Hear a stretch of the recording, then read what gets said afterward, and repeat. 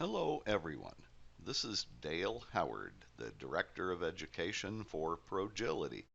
It is my pleasure to welcome you to our Progility On Demand webinar series on tips and tricks for using Microsoft Project more effectively.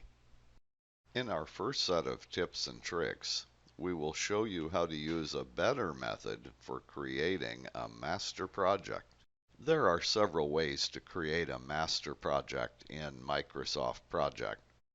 The method that I think most people know about and use is this process. First, you begin with a blank project and you select the first blank row.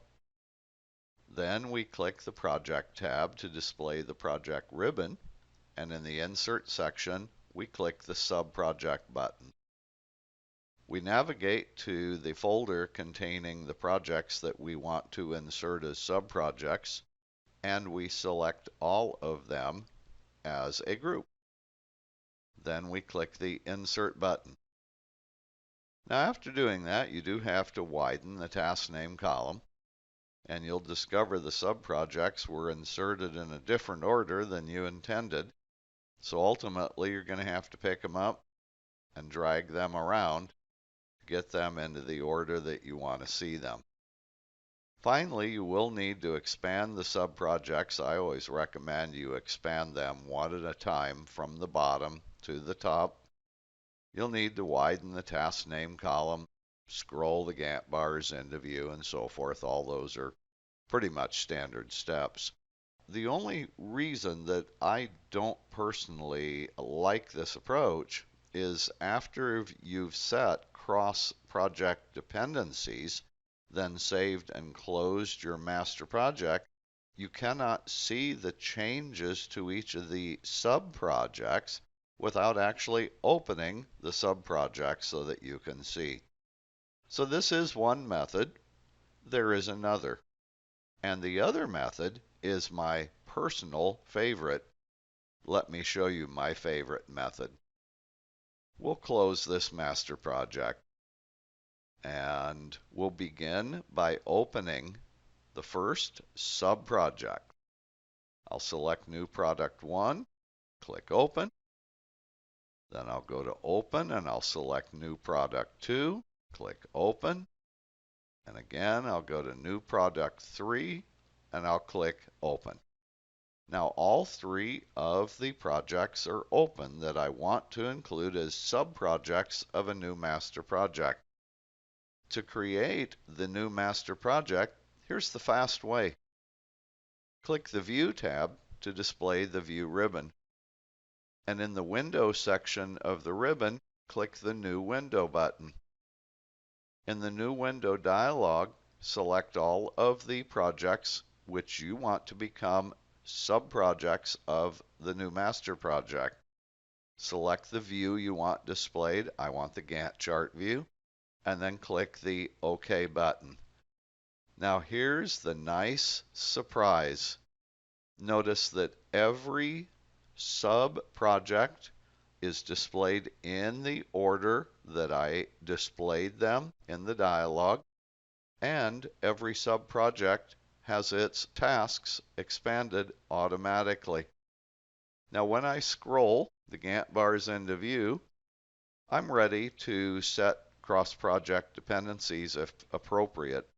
Well, here's the order that I want the cross-project dependencies to flow. We'll design Product 1. I'll press and hold Control and select Design Product 2. And then I'll click the Link the Selected Tasks button to link them. Then I'll select Design Product 2, press and hold Control, select Design Product 3. Again, click the Link the Selected Tasks button to link them. Now I've just set a couple of cross-project dependencies. I'm now ready to save my master project. So when I click the Save button, I'll need to navigate to the folder where I want to save these. I'm going to put this in the Production Projects folder, and we'll call this the New Product Master project. Now, the system will automatically ask me if I want to save the changes to each of the sub-projects. That's nice. The answer is yes to all. Then I'll close the master project. And this is what I want you to see, and this is why I like this method so much. Because I had the sub-projects open already, I can see in Develop Product 1, here's the external task or ghost task that is in the second project.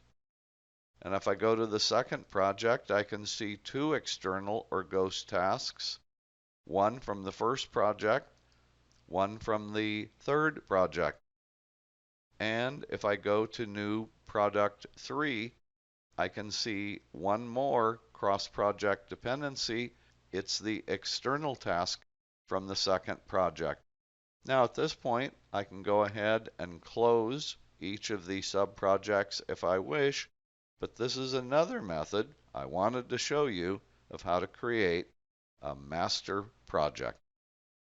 In our second set of tips and tricks, we will show you how to view multiple critical paths in a master project. After creating a master project in Microsoft Project, you may also want to display the critical path. To display the critical path in any type of project, whether it's a regular project or a master project, click the Format tab to display the Format ribbon, and then select the Critical Tasks checkbox. Every task that is formatted in red is a critical task. If I zoom out here one time, we can take a look at the critical path running across the entire master project. Notice everybody, this is what I would call a single unified critical path for the entire master project. But what if you want to see the critical path for each of the sub-projects individually? There's actually a project options setting that will allow you to do this. Here's how to change the critical path display from a unified single critical path across the entire project to a critical path that is displayed for each sub-project individually. Click the File tab to display the Backstage. Then click the Options tab in the Backstage to display the Project Options dialog. In the Project Options dialog, click the Advanced tab, then scroll all the way down to the bottom to the Calculation Options for this project section. Second from the bottom is the checkbox in question. Calculate multiple critical paths. This checkbox is specifically for master projects. When I click the OK button, now the critical path has changed to be a single critical path for each sub-project. Notice there's a critical path for the first one, a different looking critical path for the second project, and still different critical path for the third project. Has this webinar generated interest in our services and solutions? If so, please contact Sarah Howard using the contact information shown on this slide. Also, don't forget to visit our website and our blog page as well. Thanks for watching our on-demand webinar today.